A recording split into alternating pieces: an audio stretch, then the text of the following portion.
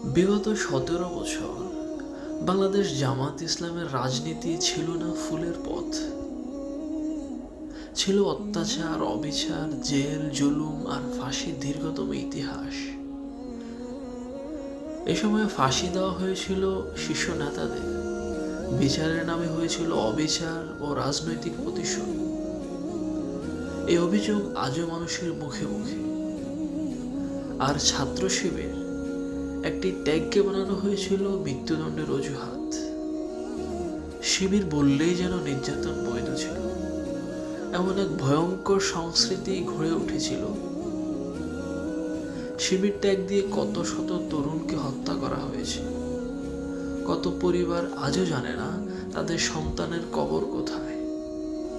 এমন দমন পীড়নের মাঝেও তারা রাজনীতি ছেড়ে পালায়নি, দেশ ছেড়ে যায়নি পাকিস্তান বা লন্ডনে, বরং কৌশলে ধৈর্যে টিকে থাকার চেষ্টা করেছিল।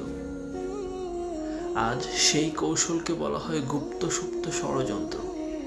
অথচ যারা একদিন রাজনীতি করবে না বলে মুচলেখা দিয়ে দেশ ছেড়ে গিয়েছিল, তারা আজ ফিরে এসে দেশপ্রেমের ভাষণ দিচ্ছে। বিগত 17 বছর জেল, জুলুম, খুন সহ্য করেও যারা এই মাটিতে থেকেছে, ফাঁসির রশি দেখেও মাথা নত করেনি, আজ তাদেরকে ছোট করে কথা বলে। তারা 17 বছর ছিল লন্ডনে, কাটিয়েছে আরামায়েশের জীবন। মনে রেখো, বাংলাদেশ জামাত ইসলাম চাঁদাবাজি, দুর্নীতি আর ক্ষমতার রাজনীতি করে না। বাংলাদেশ জামাত ইসলাম রাজনীতি করে মানুষের অধিকার আদায়ের, ইনসাফ প্রতিষ্ঠা।